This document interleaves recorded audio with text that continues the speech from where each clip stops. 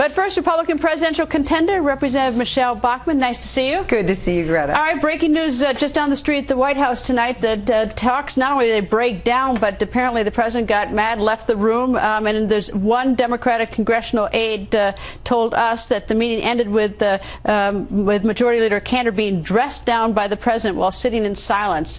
Things are getting very heated up. They are. I think the president has been used to getting his way, Greta, in Washington, D.C. Remember, one party controlled all levers of power so during the entire tenure of the presidency for President Obama. This is new for him. Now he's finally getting some of the first pushback, and he's not used to it. What's so interesting, Senator McConnell and Senator Kyl, both Republicans, said earlier today that President Obama needs to decide between his goal of higher taxes or a bipartisan plan to address our deficit. He can't have both. So it seems to me that these talks really are at a total stop. If the Republicans will not move on the tax issue, that's the end of it. I think actually it's more about what the people are saying, because 69% of the American people right now are saying don't raise the debt ceiling. 63% are saying the country is on the wrong track. There's no appetite for continual government spending. There's no appetite for the direction the economy is moving in. So I think it's the president who's out of step, because, I mean, Greta, I'm on the ground. I'm in Iowa, South Carolina, and New Hampshire. There is no appetite for this, and I think it's the president who's out of step.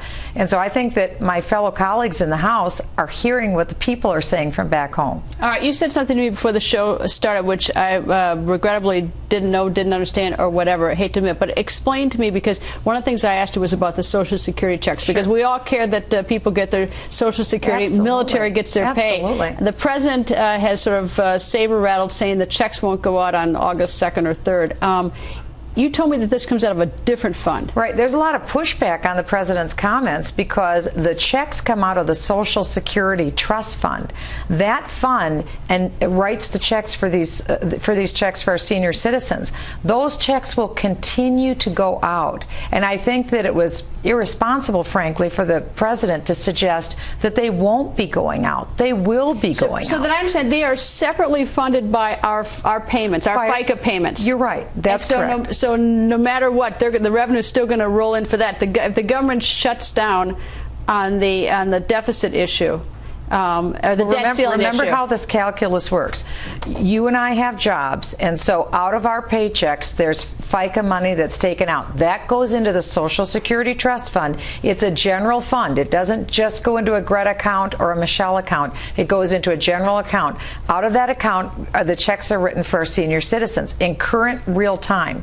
The only problem would be if there's not enough money taken out of our checks to go into the general fund and we're short, then the federal government dips into the general treasury to make up the difference so that senior citizens get their checks. So the bulk of the money comes out of the Social Security Trust Fund. It's always been sufficient to cover. Last year there wasn't enough money, so they had to dip into the general fund. That may be the case this year as well. But the bulk of the money is there to pay those checks. One thing I don't understand is that, I mean, I understand the Democrats don't want to do more cuts and the Republicans don't want any more tax increases. I understand that. The one thing I don't hear in any of these discussions is about waste and fraud. And I mean, I know that it's everywhere. It's in every department. I know it's not going to solve our economic crisis, but there's an awful lot of waste, and I would think they'd be so politically attracted to both sides. Why aren't they both talking about that and looking for it? You've got your finger exactly on what people are saying to me across the country, too. They know there's waste everywhere, and they see the fraud. They see people that are milking the system,